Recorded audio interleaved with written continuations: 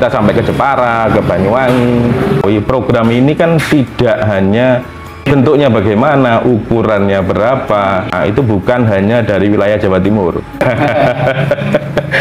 Biar tahu untuk jadi karakter umat Hindu di Jawa ini kan sebenarnya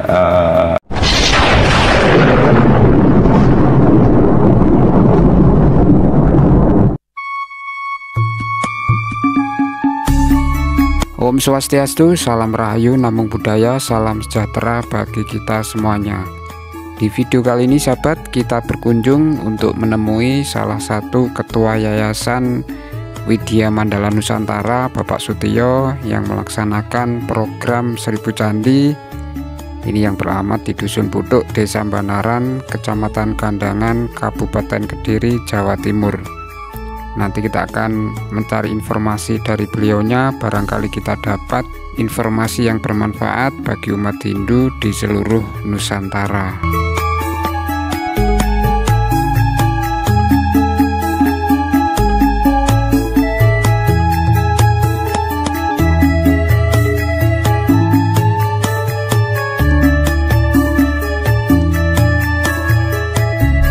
Ini sahabat, untuk Bapak Sutiyo, Ketua Yayasan Widya Mandala Nusantara sudah menunggu di dalam.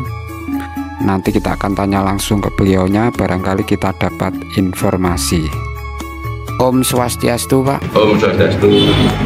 saya mau tanya tentang soal program 1000 Candi yang ada di wilayah Kabupaten Kediri ini, Pak. Dan ini yayasannya yang menyelenggarakan program 1000 Candi itu namanya apa? Yayasan Widya Mandala Nusantara kerjasama dengan Yayasan Widya Kertajaya Tangerang, termasuk dengan PHDI.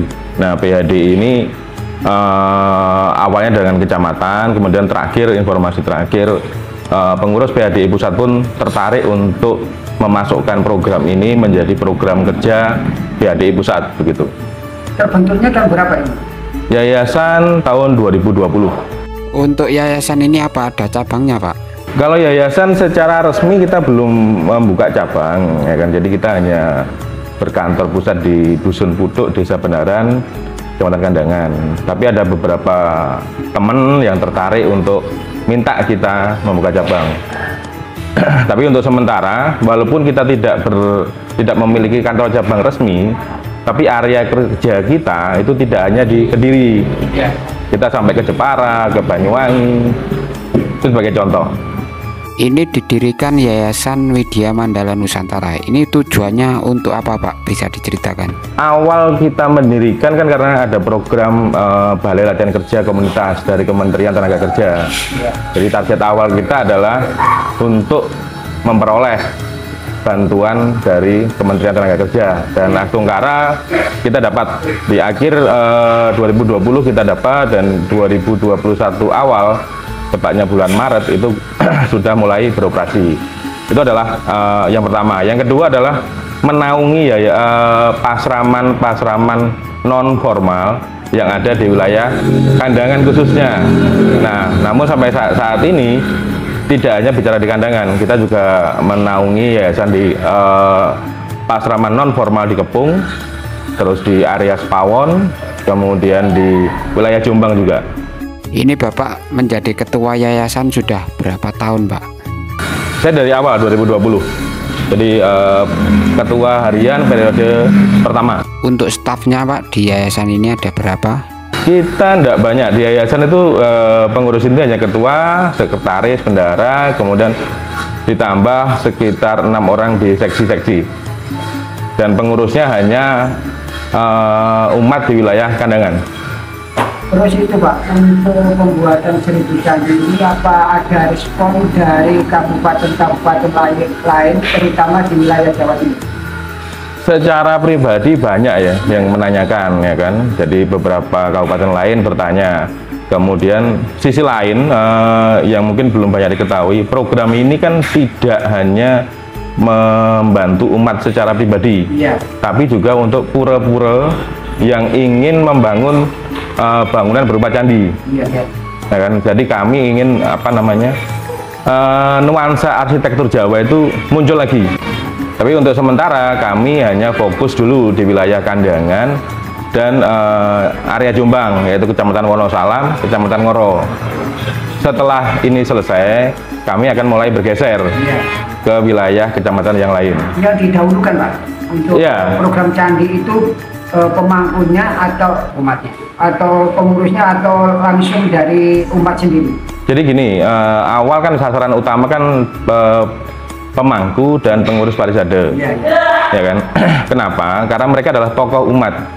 Jadi akan sangat kurang pas apabila mereka sendiri untuk berpraktek beragama harian itu belum punya fasilitas.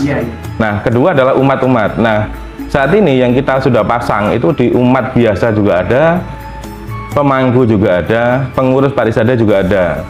Nah, untuk spesial untuk pemangku itu kita berikan bukan hanya badan candi dan pemasangan, tetapi juga termasuk material untuk pondasi dan isinya. Ini khusus untuk pemangku.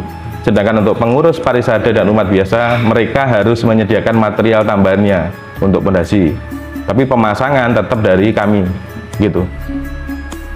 Terus ini Pak, saya mau tanya lagi, dari sekian candi yang dibuat dari 1000 candi Pak, terus dari umat ini apa ada kendala Pak?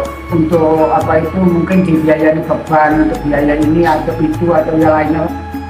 Jadi pertama ini kan biasa ya di kita ya, ketika kita menyampaikan program 1000 candi ini kan umat masih bertanya-tanya bentuknya bagaimana, ukurannya berapa, dan itu yang menjadi kendala di awal ketika kita mulai buka pendaftaran. Nah, setelah mulai ada contoh yang terpasang, pendaftaran itu langsung melonjak banyak. Nah, terkait kendala tadi, kalau sampai ada umat yang benar-benar merasa terbebani, tapi punya keinginan yang kuat untuk ingin memiliki, kami akan membantu. Begitu.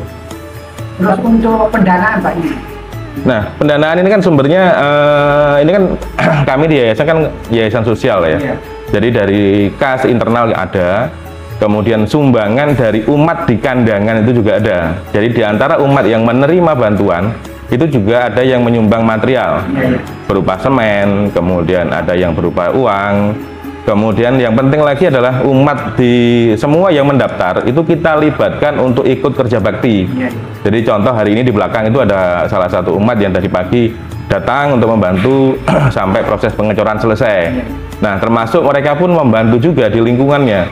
Kalau ada umat yang sudah berproses pembangunan pondasi, mereka terlibat di sana.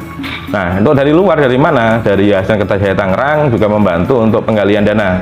Jadi dana yang kita terima itu bukan hanya dari wilayah Jawa Timur, tapi boleh dibilang hampir seluruh wilayah Indonesia, begitu. Terus ini Pak, untuk respon umat Hindu di Kediri gimana Pak?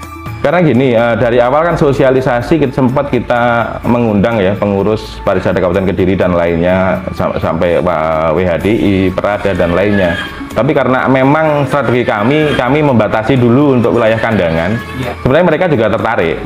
Tapi karena tadi kalau kita terlalu banyak melebar dulu, tenaga kami juga habis. Maka kami fokus hanya untuk di Kandangan dan wilayah Jombang yang 2 kecamatan tadi. Setelah itu baru respon dari kabupaten lain Pak, setelah adanya pembentukan Yayasan Wiyata Mandala Putra. Ya, itu yang Mandala Nusantara. Dari kabupaten itu seperti dari kabupaten di luar Kabupaten Kediri, ini responnya itu bagaimana Pak? Kan gini ya, jadi yayasan kami ini baru, kemudian pengurusnya juga tidak terlalu banyak, tetapi apa yang sudah dihasilkan kan sudah kelihatan.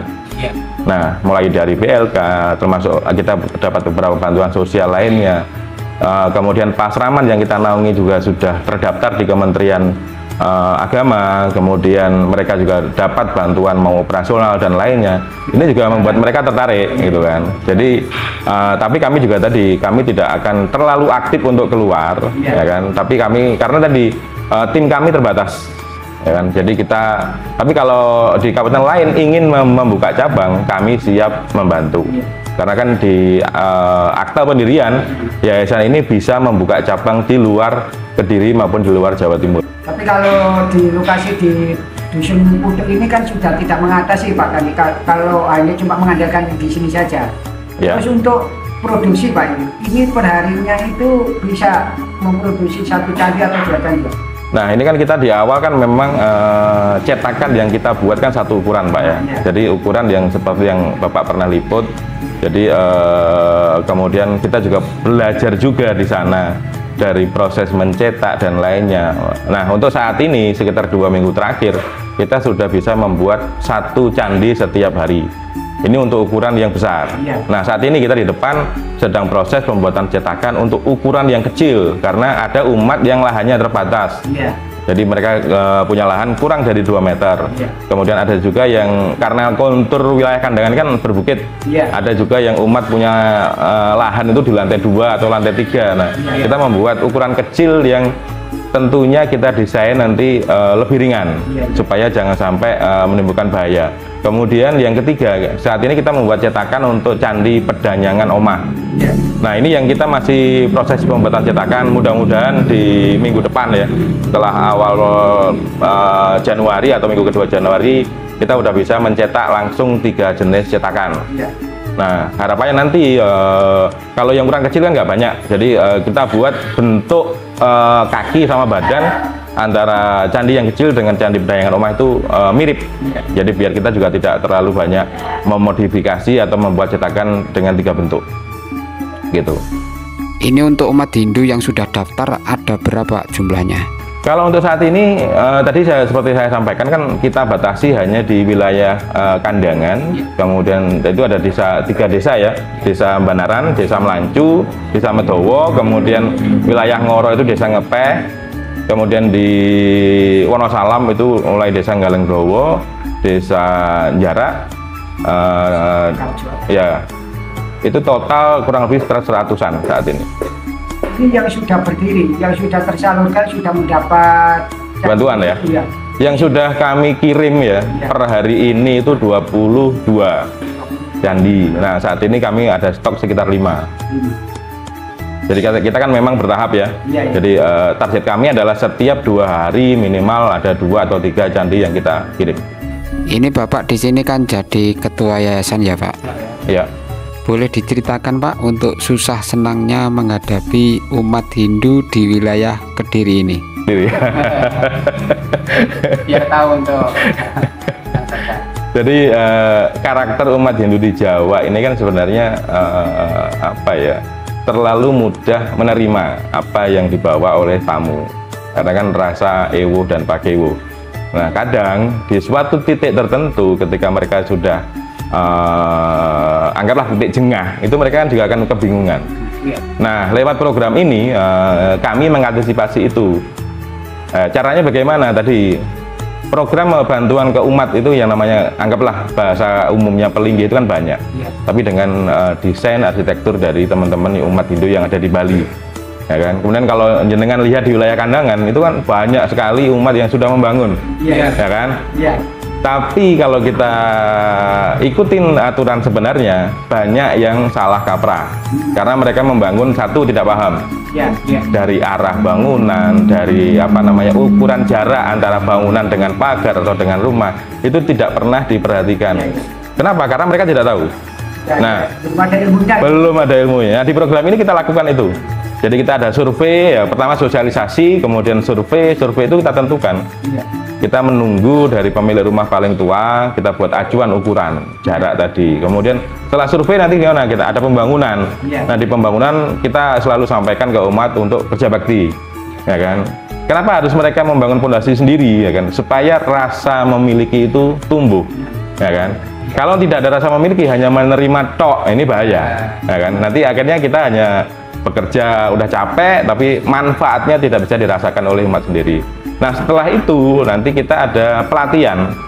Jadi umat yang sudah menerima nanti ada pelatihan terkait apa sesaji yang harus digunakan untuk harian, kemudian untuk kliwonan atau purnama atau tilem dan hari raya. Nah, sesaji ini kita batasi sekali, harus menggunakan sesaji Jawa. Kenapa? Karena setiap umat itu bisa membuat. Ya kan? Hari-hari mereka udah biasa dengan sesaji itu. kita tidak mau mengcopy atau menggunakan sesaji dari Bali. Bukannya jelek, tidak. Tapi kan di Hindu sendiri kan ada pepatah, ada ungkapan desa kala patra. Nah, kita pegang ini. Kita di Jawa, kita gunakan apa yang ada di Jawa biar umat tidak merasa berat. Kemudian target nanti adalah setelah 25 sampai 30 candi terbangun, kita nanti akan adakan upacara penyucian atau melaspas massal. Supaya apa? Umat tidak terbebani lagi untuk menyediakan sesaji. Jadi kalau diperlukan seorang sulinggih atau brahmana untuk muput, kami dari yayasan yang akan menyediakan. Kami akan mengundang sulinggih yang sesuai dengan karakter kami, ya kan? Masuk sesaji pun umat hanya menyediakan sesaji yang dibutuhkan di rumahnya masing-masing. Tapi untuk upacaranya kami dari yayasan yang menyediakan. Untuk tempat upacara Pak, rencananya di mana? Rencana nanti ada dua pilihan ya, satu di pura yang ada di salah satu kandangan atau di lokasi samping rumah produksi ini. Kenapa? Kalau di rumah produksi kan biar kami juga tim yayasan kan ada di desa Putuk Banaran ini kan cukup banyak ya.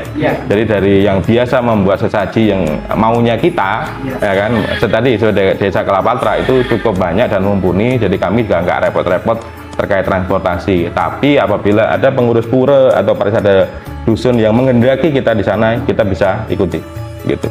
Ini satu lagi Pak, barangkali ada pesan Dharma untuk umat Hindu di seluruh Nusantara. Oke, baik. Jadi program ini adalah evaluasi sebenarnya dari program-program yang sudah berjalan. Nah, kenapa kita membuat candi dari area Kediri? Kediri kan jelas ya, kembali ke jati diri. Jadi apapun yang kita jalani, apapun agama kita, kalau kita lepas dari akar jati diri, pasti rasanya hambar.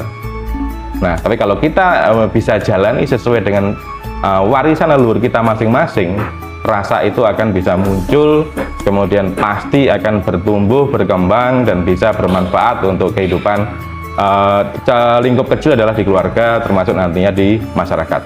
Nggih ngoten mawon Pak, matur nuwun informasi ini. Mudah-mudahan Bapak menjadi ketua yayasan menjalankan program ini semakin lancar, juga bermanfaat bagi umat Hindu yang mendapatkannya. Dan saya akhiri untuk pembicaraan kali ini. Om Santi Santi Om. Om Santi Santi Santi Om. Terima kasih. Itu tadi sahabat untuk bincang-bincang kita dengan Bapak Ketua Yayasan Widya Mandala Nusantara, Bapak Sutio. Mudah-mudahan semua informasi yang diberikan kepada kami bisa bermanfaat bagi umat Hindu di seluruh Nusantara. Saya akhiri video kali ini. Salam Rahayu, Namo Buddhaya. Salam sejahtera bagi kita semuanya. Rahayu, Rahayu, Rahayu.